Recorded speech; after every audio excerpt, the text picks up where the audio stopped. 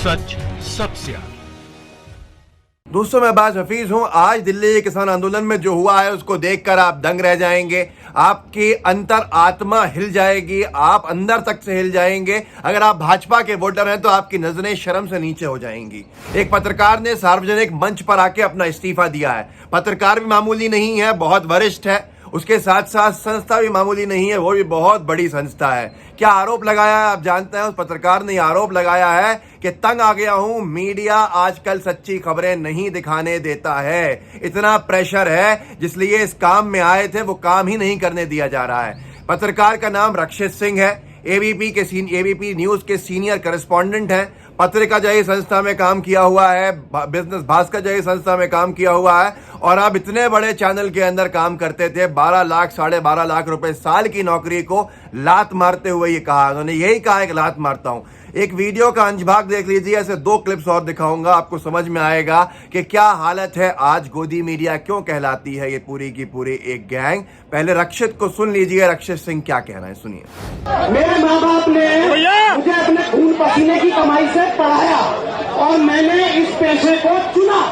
क्यों चुना? क्योंकि सच दिखाना था मुझे, लेकिन नहीं दिखाने दिया जा रहा।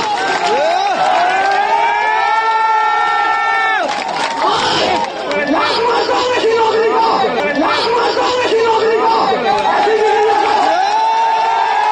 सबसे पहले मैंने राजस्थान पत्रिका में काम किया, 12,000 रुपए की नौकरी करी।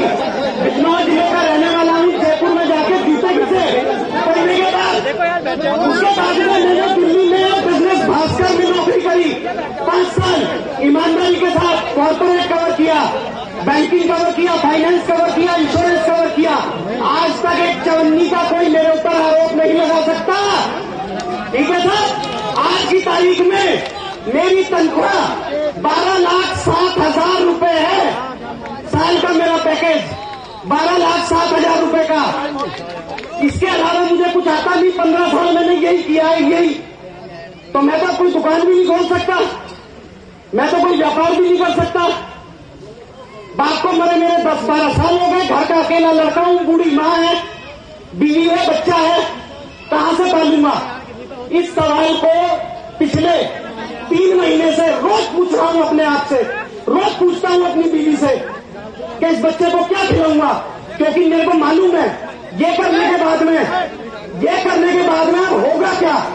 FIR दर्ज होंगी, मुकदमे दर्ज किए जाएंगे। हो सकता है मैं सड़क पे जा रहा हूँ तो कोई ट्रक का ब्रेक भी फेल हो सकता है। दोस्तों, सुना आपने रक्षित सिंह ने क्या कहा। मेरठ की किसान महापंचायत का ये पूरा का पूरा वीडियो है। मेरठ की किसान महापंचायत कवर करने गए हुए थे रक्षित सिंह। उनकी अंतरात्मा जागी हुई थी, बहुत दिनों से परेशान थे। उन्होंने अपने भाषण में, आपने जो सुना वो कहा था कि कैसे माँ बाप ने खून पसीने की कमाई से पढ़ाया, ये पेशा चुना क्योंकि सच दिखाना था लेकिन नहीं दिखा पा रहे। ये पेशा चुना क्योंकि सच दिखाना था लेकिन नहीं दिखा पा रहा। उसके बाद कहा है लात मारता हूं ऐसी नौकरी को। फिर आप अपने काम पूरे बताए उन्होंने कि क्या क्या मैंने किया है, कैसा कैसा किया। मामूली से नहीं है, मतलब कोई चवन्नी का आरोप नहीं लगा सकता इतना ईमानदार पत्रकार। ये हालत कर दी आज ईमानदार पत्रकारों की बीजेपी की सरकार ने, और कौन जिम्मेदार है?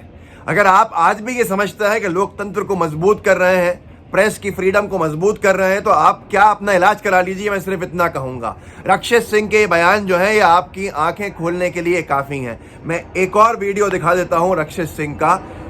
ये तो आपने देख लिया, इससे जो इसके बाद का जो अंश भाग है उसका, कि उसमें वो क्या कह रहे हैं। सुनिए आप उनको, आप सुनिए, फिर मैं बताऊंगा कैसे 1.5 महीने लग गए उनको ये पूरा का पूरा निर्णय लेने में। सुनिए।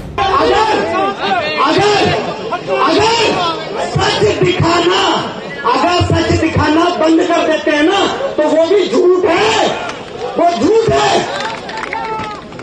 और इस झूठ के मैं खिलाफ हूं। मुझे 1.5 महीना लगा सोचने में। 1.5 महीना क्या करूं? बच्चा कैसे पालूंगा अपना? 4 साल का है। लेकिन रास्ते में दूसरा भी ख्याल आया कि जब ये 20 साल का होगा और पूछेगा कि जब अघोषित इमरजेंसी लगी हुई थी तो बापू तू कहां खड़ा था? मैं कहूंगा सीधे ठोक के मैं किसान के साथ खड़ा था।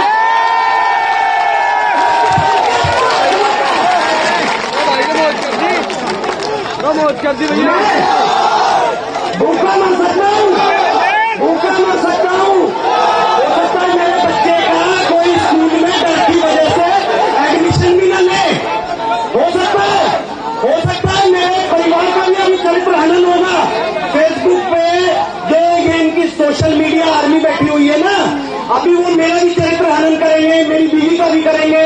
हो सकता है मेरी माँ के बारे में भी कुछ कहें, लेकिन खड़ा हूं और सीना ठोक के खड़ा हूं। जो करना है कर लो, जो करना है कर लो।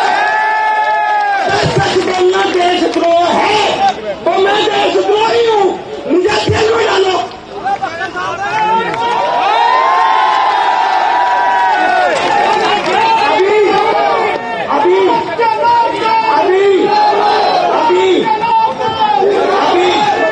अभी एक सवाल और आएगा, सोशल मीडिया आर्मी उठा लेगी उस सवाल को भी।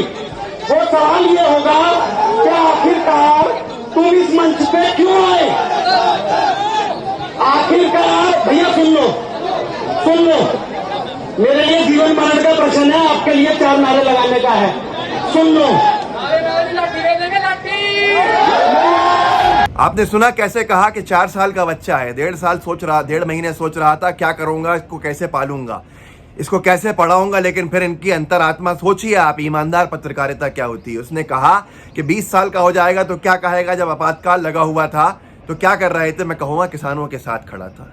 ये हालत है आज। अब अगर आप खुद सोच लीजिए, और गुस्से में क्या कहा है उस व्यक्ति ने। आज एक ईमानदार पत्रकार की यह हालत कर दी कि उन्होंने ये कहा कि अगर सच बताना देशद्रोह है तो मैं देशद्रोही हूं।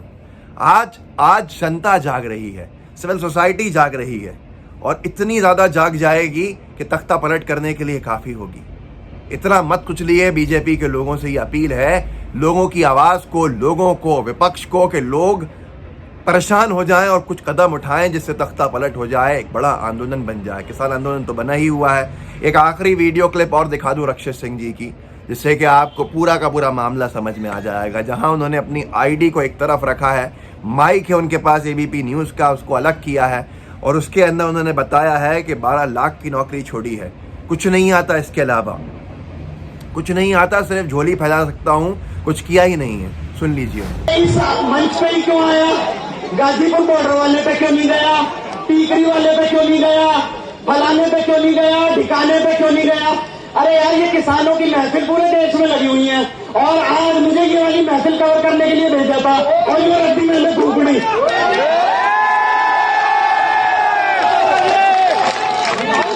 12 लाख रुपए से ज्यादा की सालाना नौकरी को लात मारता हूँ, और ये भी मालूम है कि भूखा मरूंगा, वो दिन भी आ सकता है, लेकिन उसका भी विकल्प मैंने सोचा कि भाई अगर एक्सट्रीम हुआ तो क्या करेंगे। अगर एक्सट्रीम हुआ ना तो ये झोली है, झोली फैला के गांव गांव घूमेंगे। ठीक है जी, धन्यवाद।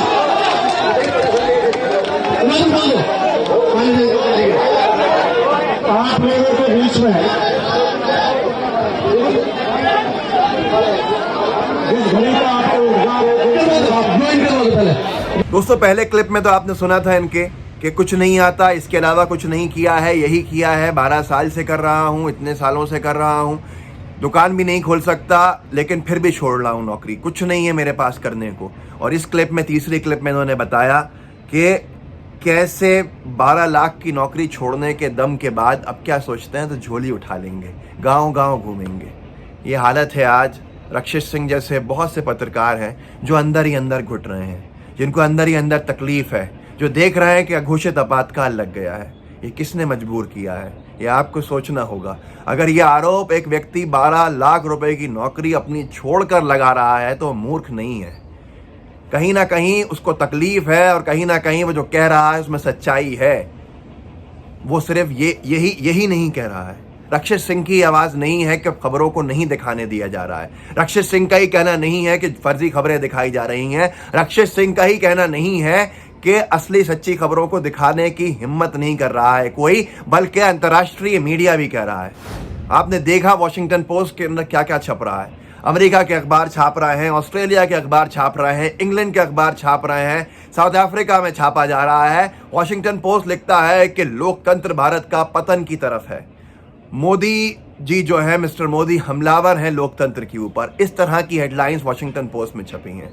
ऑस्ट्रेलिया के अखबार के अंदर छपा था, मैंने आपसे साझा भी किया था एक बार, कि जो भारत में लोकतंत्र के साथ खिलवाड़ हो रहा है, ऑस्ट्रेलिया को उसमें हस्तक्षेप करना चाहिए।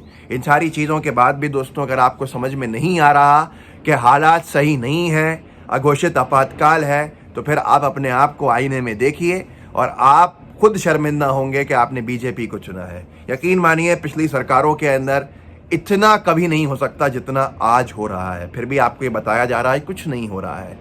मीडिया का एक काम बन गया है कांग्रेस बैशिंग, दूसरी पार्टीज की बैशिंग। मीडिया का एक काम बन गया एक बड़े वर्ग का, लेकिन अभी भी ऐसे पत्रकार हैं जो जिंदा हैं, एक बड़े वर्ग का जो सिर्फ और सिर्फ यही काम कर रहे हैं, बीजेपी के प्रवक्ता बन के। तो बहुत सारे लोग आज अंदर से परेशान हैं, और जिनको जो परेशानी के बाद आवाज़ उठाते हैं तो उनके साथ क्या होता है ये भी आप जानते हैं। यही बता दिया रक्षित सिंह ने। इस वीडियो को आगे बढ़ाइए, लोगों को जागरूक कीजिए, लोगों के साथ साझा कीजिए कि क्या हो रहा है। जो कुछ आपको दिखाया जा रहा है वो सही नहीं है, हालात बहुत ख़राब है। इस वीडियो को लोगों की जागरूकता के लिए काम में लाइए। लाइव टीवी को सब्सक्राइब ज़रूर कीजिएगा, बेल आइकन ज़रूर दबाइएगा। जय हिंद, जय भारत। लाइव टीवी, सच सबसे आगे।